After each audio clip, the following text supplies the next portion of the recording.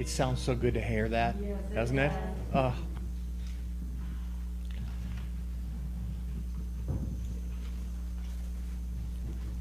Proverbs 3:5 says, "Trust in the Lord with all your heart, lean not on your own understanding." Good morning. Boy, one half of the church really looks good this morning. If we had that many people over here, it'd be fantastic. But we're gaining. We're gaining. I'd like to welcome everyone here this morning. Good to be here. We're having a nice fall day, and need to appreciate every one of these we have. We'll go to the bulletin with the calendar. Worship service this morning. Jenny, they're going to be holy yoga this week? There is, but it's on Tuesday.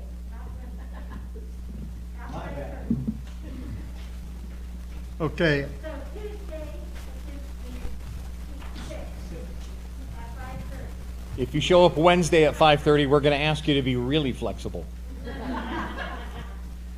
I'm sorry. Then on Wednesday at 6 o'clock, there will be Bible study on Zoom. If you want to get on board with that, contact Pastor Ed. Yeah, assuming I don't hit my head again, yes, we'll do that. For those of you who didn't know, last week, probably about 20 minutes before Bible study, I was in my kitchen and I stood up to hit quickly, and I hit the top of my head on the very corner of a door, kitchen cabinet door. I saw little geometric shapes and the room was spinning and thought, I don't think we better have Bible study or I'm going to invent some brand new heresy that wouldn't be good. So, but supposedly I'm better now, so I guess we're back for study this Wednesday. Next Sunday will be regular worship service. On the 24th of October, the CE Board will be doing a drive-by distribution of treats for celebration of Halloween. I'm not sure, I'm on that board, but I'm not sure if there was a time. 4 to 5:30? Okay. 4 to 5:30 will be the distribution of treats in celebration of Halloween. Are there any other announcements? If not, let's go to call to worship found from in Psalm 22.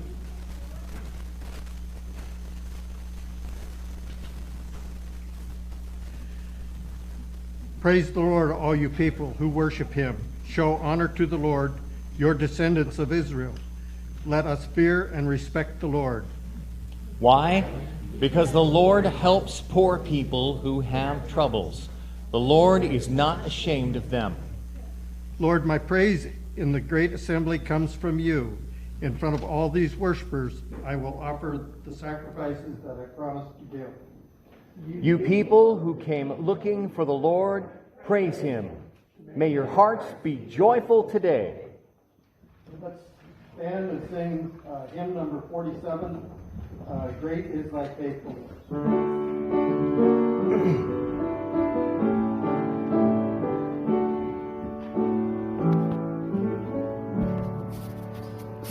Great is thy faithfulness, O God my Father.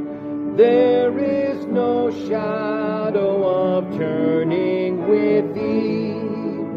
Thou changest not, thy compassions, they fail not. As thou hast been, thou forever wilt be. Great is thy faithfulness, great is thy faithfulness. Morning by morning, new mercies I see. All I have needed, thy hand hath provided. Great is thy faithfulness, Lord, unto me. Summer and winter and springtime and harvest, sun, moon, and stars in their courses above, join with all nature in manifold witness to thy great faith.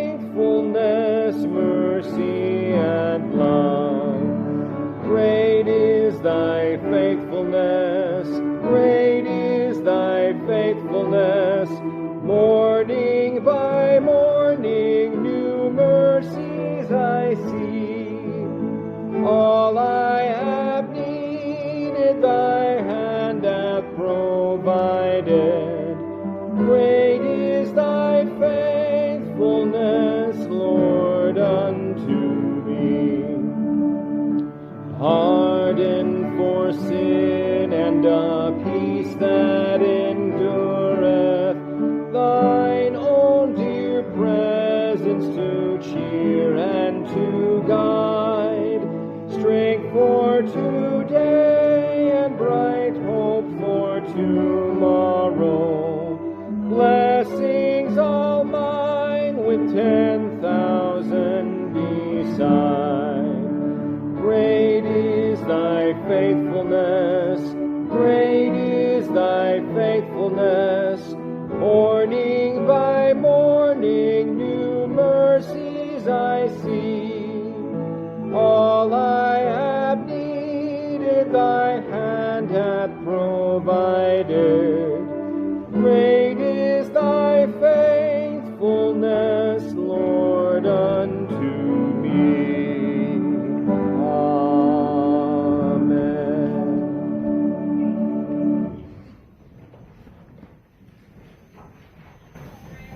The Old Testament Bible reading for this morning is found on page 1423 in the Pew Bible from Amos 4, 1 through 5. Hopefully this week I'll be on the right page.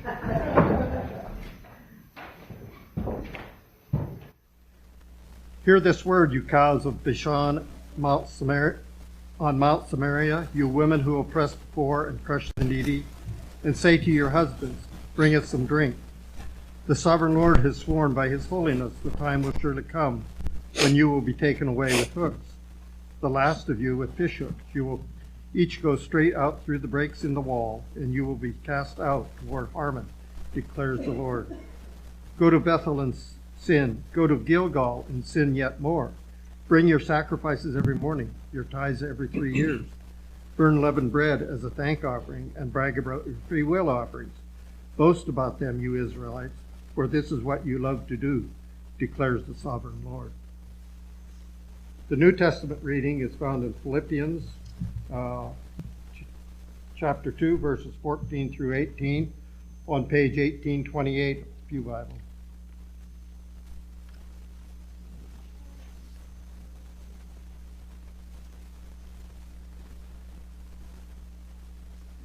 Do everything without complaining or arguing, so that you may become blameless and pure, children of God without fault, in a crooked and depraved generation, in which you shine like stars in the universe as you hold out the word of life, in order that I may boast on the day of Christ that I did not run or labor for nothing. But even if I am being poured out like a drink offering on the sacrifice and service coming from your faith, I am glad and rejoice with all of you. So you too should be glad and rejoice with me. This is the word of the Lord. Thanks be to God. Now it's time for sharing our joys and concerns. This is just a reminder that during the congregation's sharing of joys and concerns, we'll be turning the sanctuary microphone off to protect the privacy of those in the meeting house.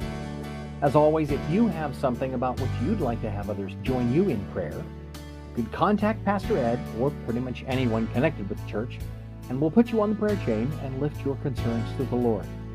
In the meantime, please join us in an attitude of prayer, and we'll have a few moments of silence before we turn the sound back up and join together in the Lord's Prayer.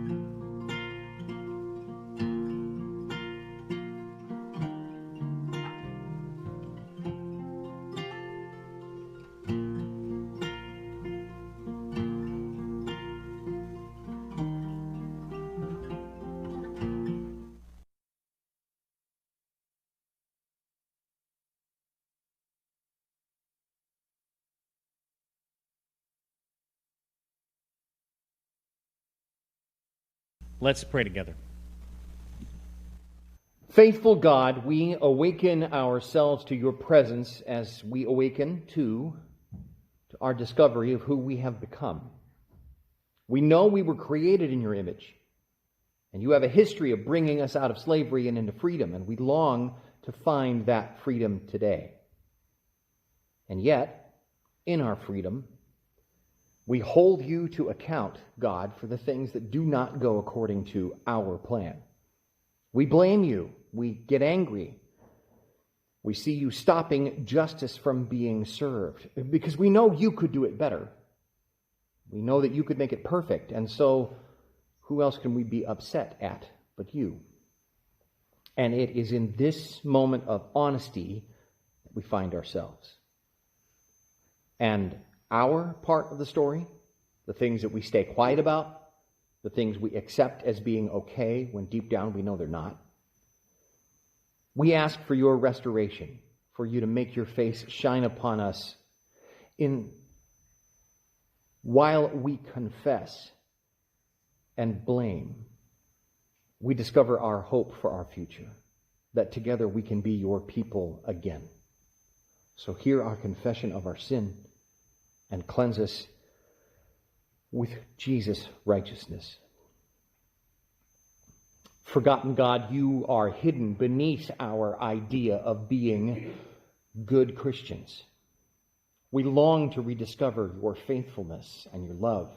We want to reflect on your grace and mercy in our lives so that we can become the tenants of your vineyard, ready to share our harvest with all.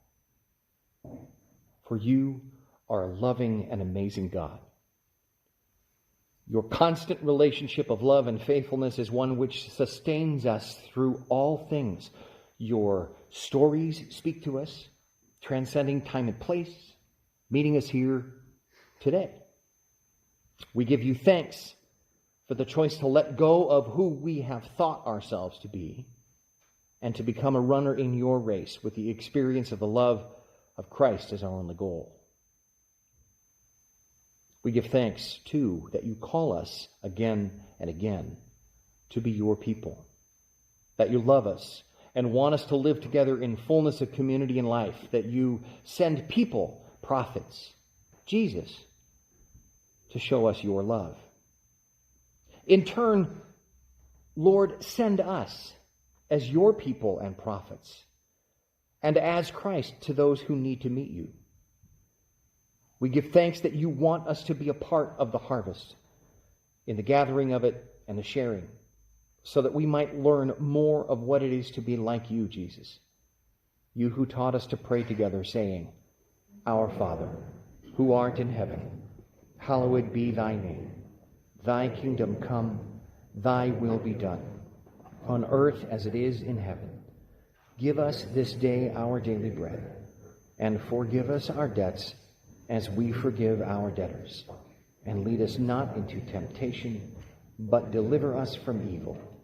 For thine is the kingdom, and the power, and the glory forever.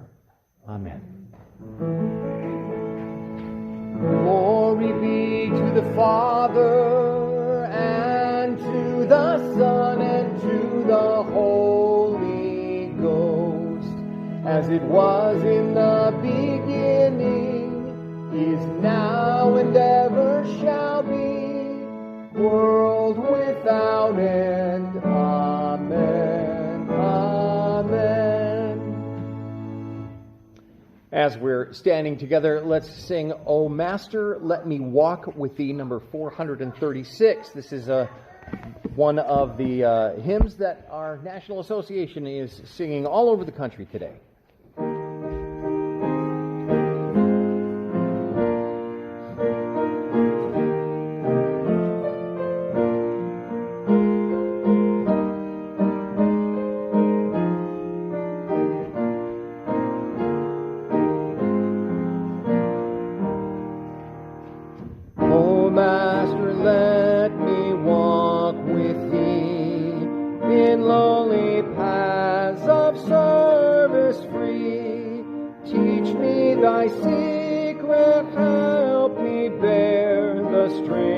Of toil, the fret of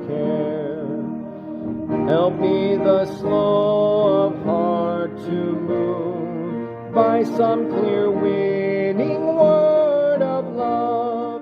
Teach me the wayward feet to stay, and guide them in the homeward way.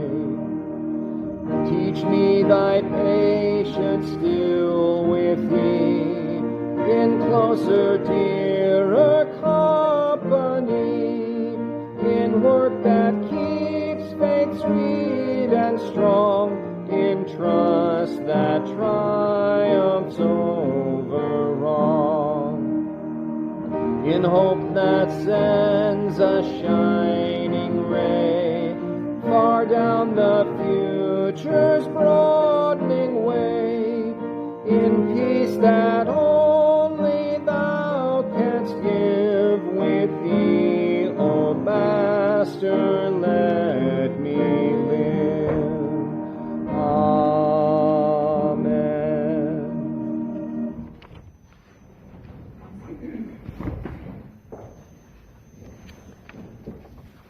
And now let's ask the Holy Spirit to come and shape us and prepare us to receive the Word, to receive communion, to enjoy fellowship with Him.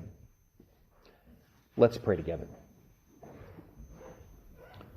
Holy Spirit, we understand you as the one who dwells within us. God, creator of the universe, who holds unimaginable spans in your hand, have taken up residence in us. It is mind-boggling. We just can't really understand it. But we accept it by faith. You say it in your word that you take up residence in us, and we believe you. We see indications that you are here. You speak to our hearts. You lead and guide and direct us. You come alongside us and whisper into the ear of our hearts and say, son, daughter, this is what you need to do. Son, daughter, don't do that. And the very fact that you do this, the word says that you have been given as a deposit of our eventual permanent communion with you, that we will join with you someday in eternity. And frankly, Holy Spirit, we are looking forward to that day more and more. Maranatha, come, Lord, quickly. But in the meantime, help us to be faithful. We're never going to be as godly as we want to be, but Holy Spirit, keep prompting us to try, that we would live in Christ's righteousness and not our own. And with that in mind, Lord, as we go through the text together, we pray that if there's anything human of this, that would be forgotten, and only that which is your teaching, what you want us to know, would remain. Help us to hear the words of Jesus, even in this Old Testament text. And so, may the words of my mouth and the meditations of our hearts be acceptable in your sight, O Lord, our strength and our Redeemer. Amen.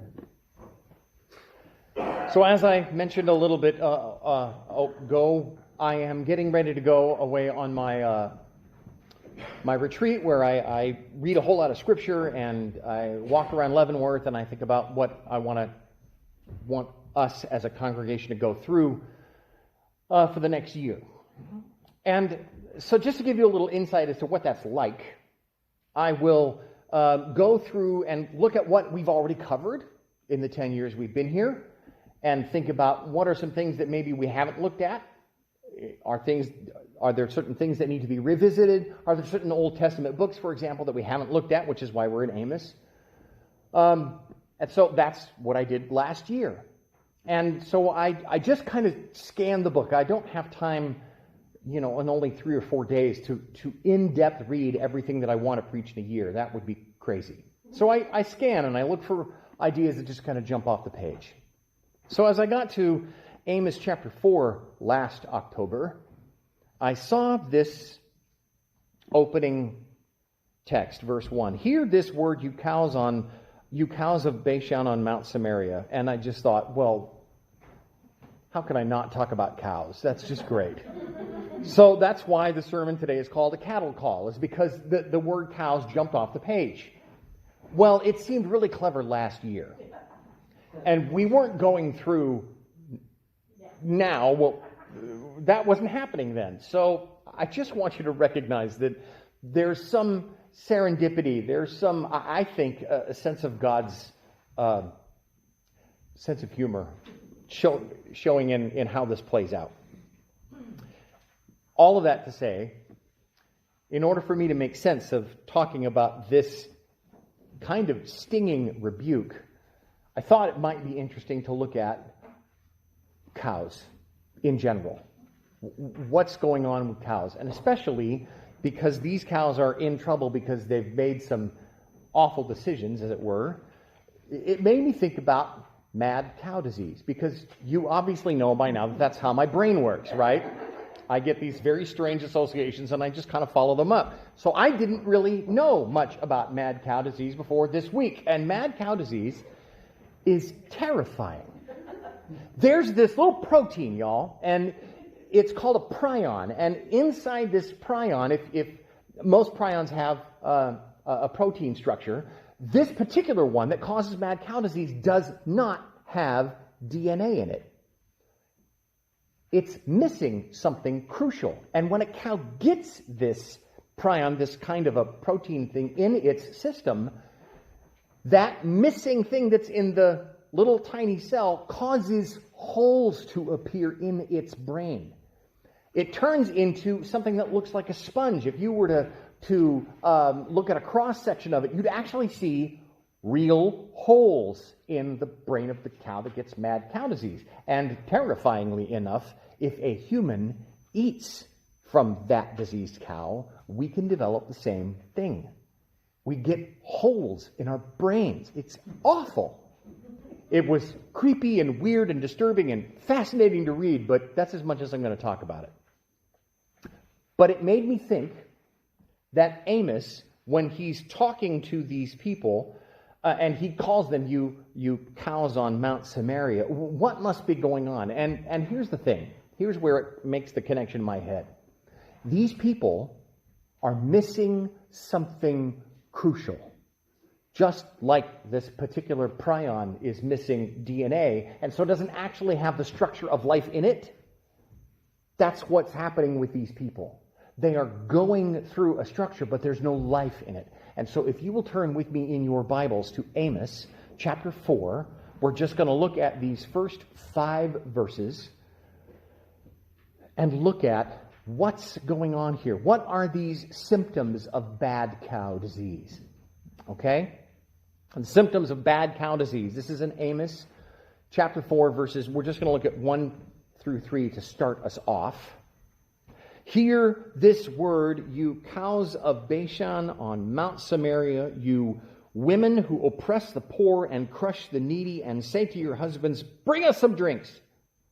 The sovereign Lord has sworn by his holiness. The time will surely come when you will be taken away with hooks, the last of you with fish hooks. You will each go straight out through breaks in the wall, and you will be cast out toward Harmon, declares the Lord. So there are a couple of symptoms of this bad cow disease that these people are experiencing. And the first one is that their senses are seared. Their senses are seared. James talks about this, that we can become so used to our sin that our consciences can be seared as if they were seared with a hot iron. You ever touch a hot iron for more than just a moment? You ever burn your hand with it? And the surface of your hand loses sensitivity for a while. And yes, I know this from firsthand experience, because I'm kind of a klutz. Our consciences are seared by sin. That's what's happening here. So in verse 1, when we look at this, it's tempting for us in this 21st century, and men and women are the same and equal rights and all of that stuff, to be offended at Amos is calling these women cows. That is, in fact, the point. To be offended. I don't think these women of Samaria were flattered by the comparison. I think they were just as offended as we would be. And the point is that these wealthy women who have treated the poor so badly that they were treating them as if they weren't human, now the shoe is on the other hoof. They are now being treated inhumanely, and they realize how much it stings. And this is just his words. Then he goes on to warn them, this is what's going to happen to you. Verse 2, translating this particular passage is kind of challenging. There's a lot of different commentaries who are trying to work through this. The reason why is because the Hebrew words, and I'm not going to get too into the Hebrew because it's way more academic than even I'm really prepared to deal with. But it says, when you will be taken away with hooks and the last of you with fish hooks. That word could mean fish hooks. It could mean something else. Contextually, it seems to make the most amount of sense to translate it hooks, because people would use long sticks with little hooks on the end of them to guide cattle around. These days, well, maybe not accurate. Those of you who actually raise cattle, you might have to tell me, do you still put rings in the nose to lead the cattle around? That's the implication that's going on here, is that these women who think they are all powerful and wonderful and they've got everything in control, they could say to their husbands, another margarita, por favor. They're going to be the ones who are being led around in ways they don't want to be led around, even with fish hooks. You ever get a fish hook stuck in your finger? Oh, good, I'm not the only klutz. Okay, so that is not a pleasant experience. Getting it in hurts. Getting it out is worse. That's what these women are going to experience. The full weight of their own sin is going to be felt in their body, and they're not going to like it. That's the phrase that's going on here. They are going to be led to slaughter, because that's what you do with cattle. Verse 3, when it talks about the breaks in the wall, this is talking about the fact that the walls of cities used to have, or the cities that used to have walls around them, and an invading army, if they couldn't get into the gate, because the gates were really super well defended, they would build a huge machine, a siege machine, and they would break through the side of the wall. And they would just open up a wall. And if an army was large enough, they would surround the city and try and break in from a whole bunch of different points. And there's not enough people to defend, to keep people from breaking through the walls. So this phrase, you were each going to go straight out through breaks in the wall, this is a warning. You can't trust in your structures to save you. They are going to disintegrate.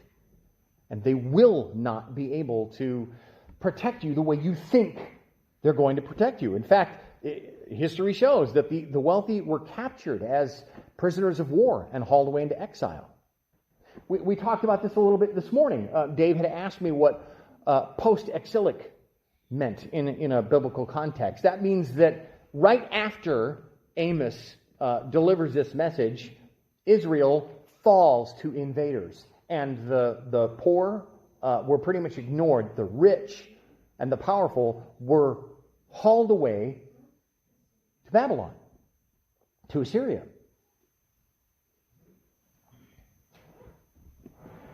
This happened. And it was bad. They stayed there for 70-ish years. And then finally, they're able to come back. That's where the book of Daniel comes in. We hear about how they're allowed to come back. And Ezra and Nehemiah. Those people, after the exile, those are the post-exilic people. They have an understanding of God, having gone through the fire, that the pre-exilic, before they had been hauled away, didn't understand. And frankly, I think that we, considering what we are experiencing as a planet right now, not just the United States, but it's all over, we're going to be able to experience much that same thing. We're going to be able to understand God in a whole different way. And it's challenging, at least for me. I don't know about you, but the New Testament says that we are to give thanks for all things, for this is God's will for us in Christ Jesus.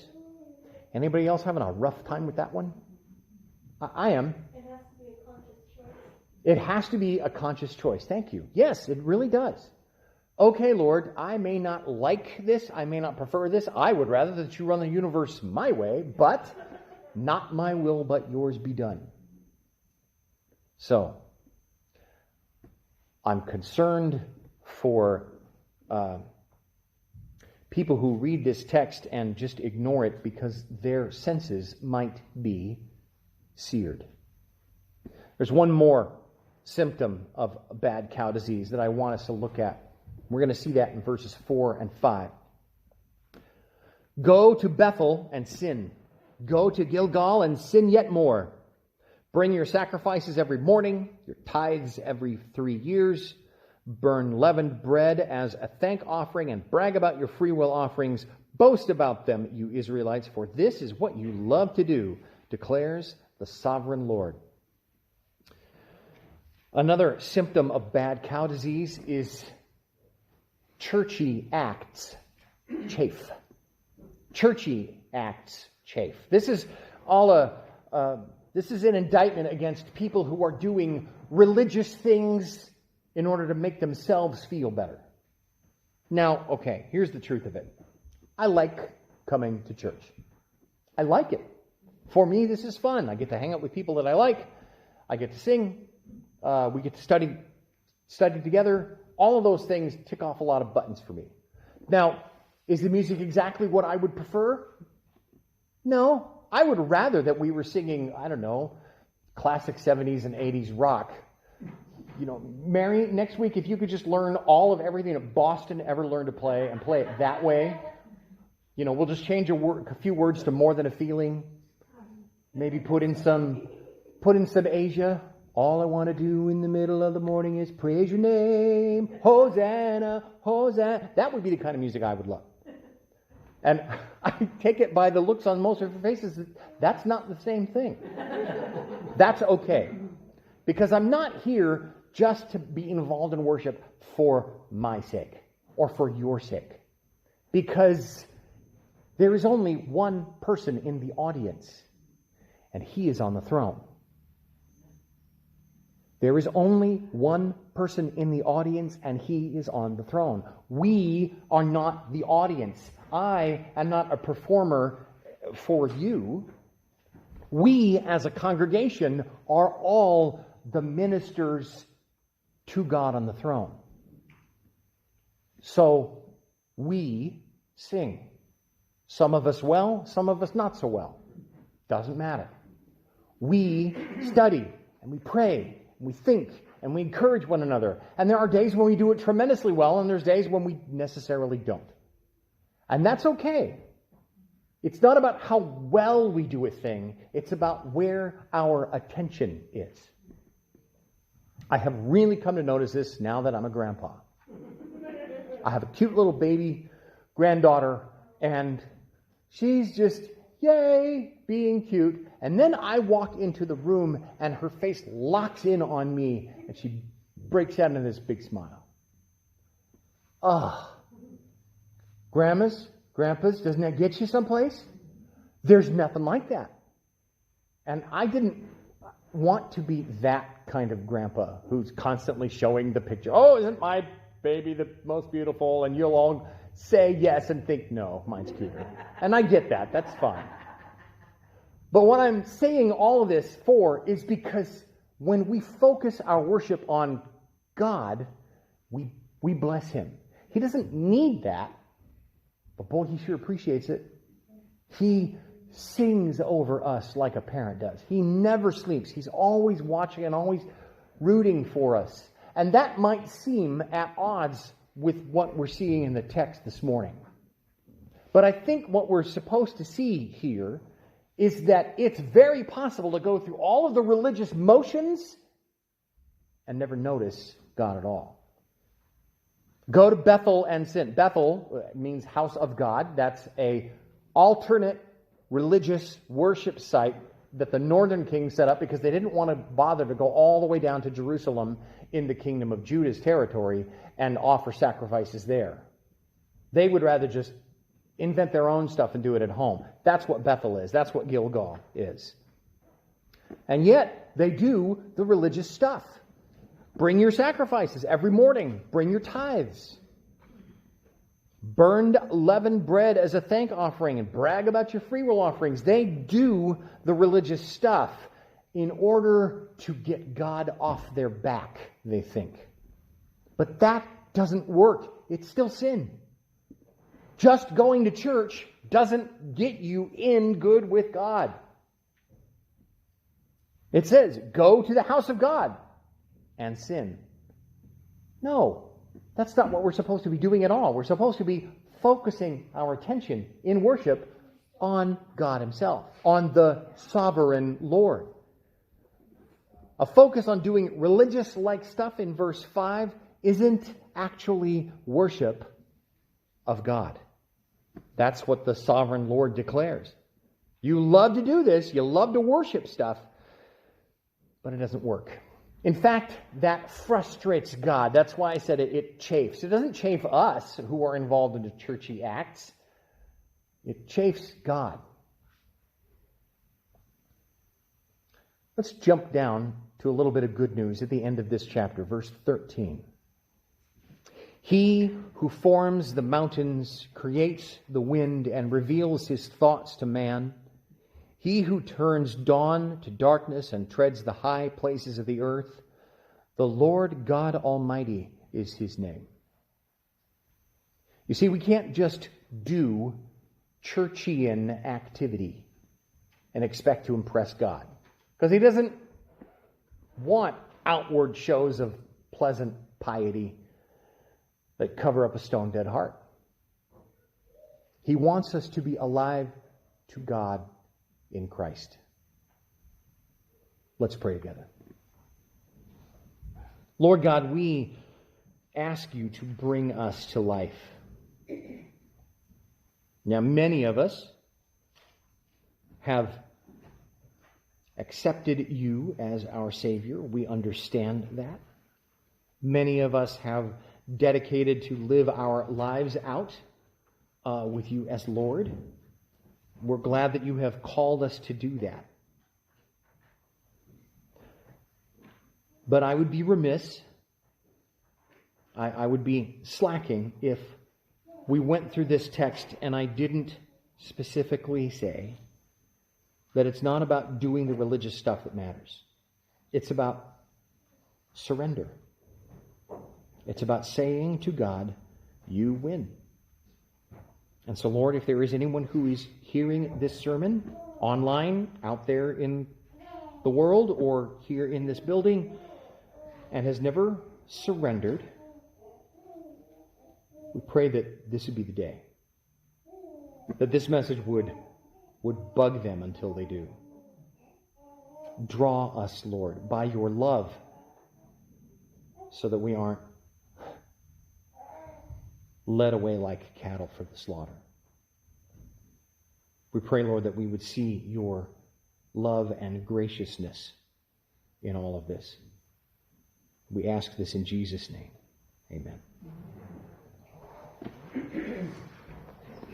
As we prepare for communion this morning, let's sing together, Search Me, O God, number 415.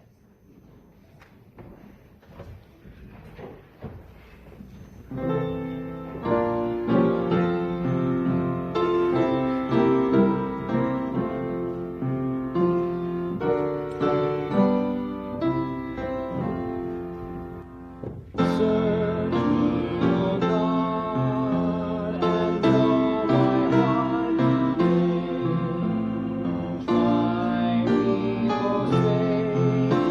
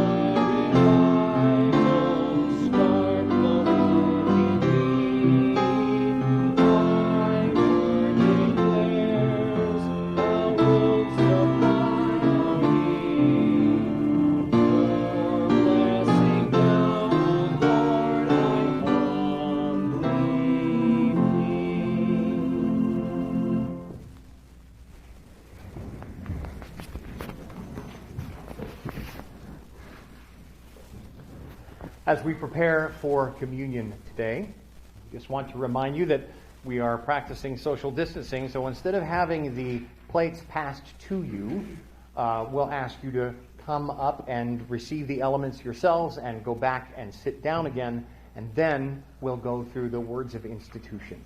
So, let's prepare for communion this morning. Let's pray.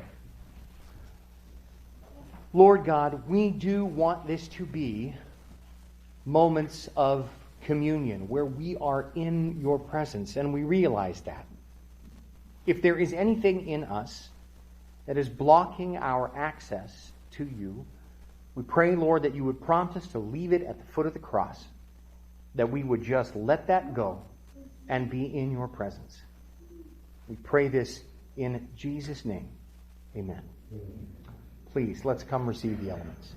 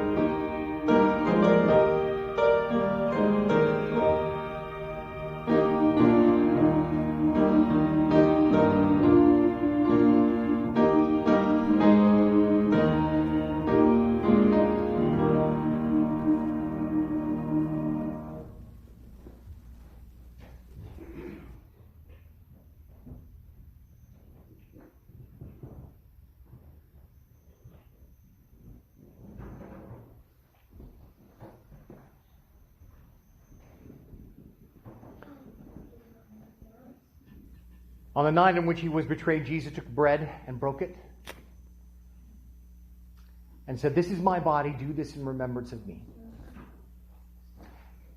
We do more than just remember. This isn't just a memorial. There's something mysterious about this time. I can't tell you exactly what or how God is doing what he's doing. I only know that by faith we are brought into his presence through the bread and the cup. And so, we take the cup and we eat it together to remind ourselves that we are one in him. Thank you, Jesus.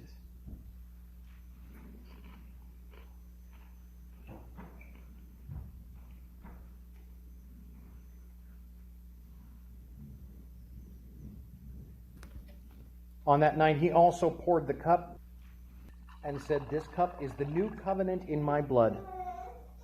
And as often as you do this, you proclaim the Lord's death until he comes." Jesus wasn't just a wonderful teacher. He wasn't just a great moral leader. He wasn't just a political radical. He was God in flesh, made sacrifice for us. And that is what we declare, is that we have been paid for. And so we take the cup together to remind us that we are clean in him. Lord God, thank you for saving me.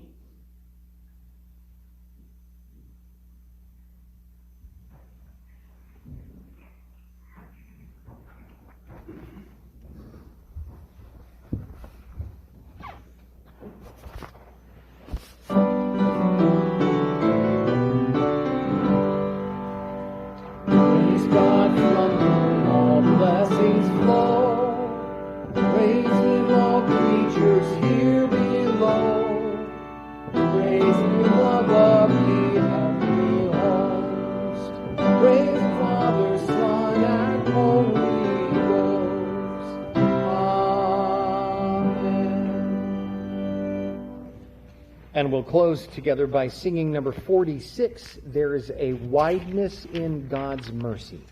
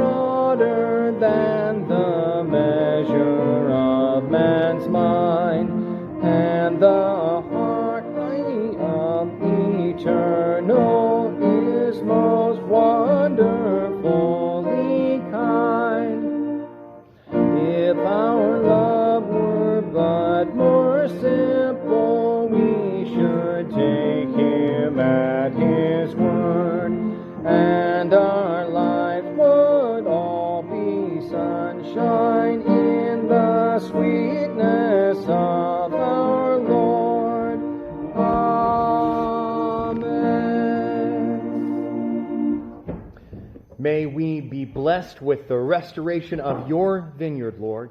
May we all have a part to play in that joyous task. May we see you in the tearing down of walls and in our discovery of the cornerstone that is Christ, yesterday, today, and forever. In the name of the Father, and of the Son, and of the Holy Spirit. Amen. We're dismissed, everyone.